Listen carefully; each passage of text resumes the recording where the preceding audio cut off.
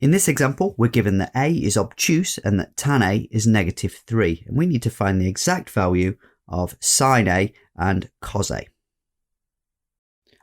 In the last example, we saw that you could do this by drawing a right-angled triangle to find the magnitude and then sketching a graph. Let's just have a look at why that's necessary though. Suppose we do inverse tan of -3. Why not then just do sine of the answer? The problem here is we end up with a decimal approximation, and so if we want to find the exact value of sine A, our calculator can't really help us. So this one is a little bit different to the previous example. First of all, the angle is obtuse, and this time tan A is negative and it's not written as a fraction, so we need to think about how to deal with that. First of all, let's set up a right angled triangle. And next we'll think about how to deal with the -3. So when we're drawing these triangles, they're to help us find the magnitude of sine, cos or tan.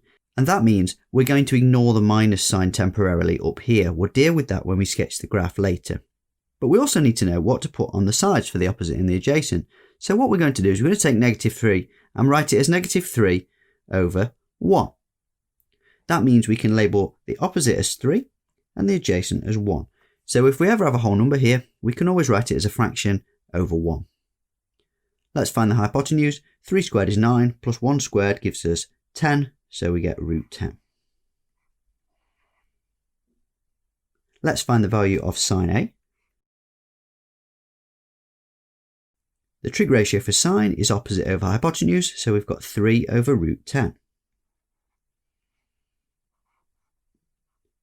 But remember, this is the magnitude, and we need to check, is this positive or negative? To do that, we sketch the graph.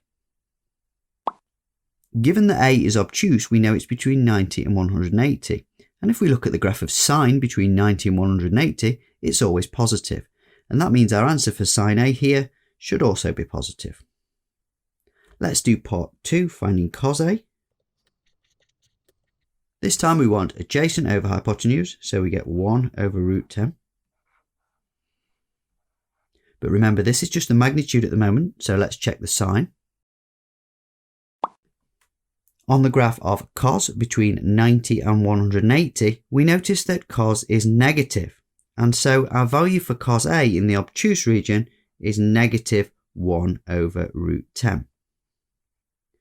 So in particular, when your angle is not acute, in this case it's obtuse, it's really important that you do sketch the graphs to check whether it should be a positive or a negative value. Okay, here's a problem for you to try for yourself then. Pause the video and then come back and check your solution against mine. Welcome back, here are my solutions. We've got cos beta is -√55 over 8 and tan beta is -3 over √55. If you didn't get those, I'll go through how I got my solutions now. So to begin with, we'll draw a right angled triangle again.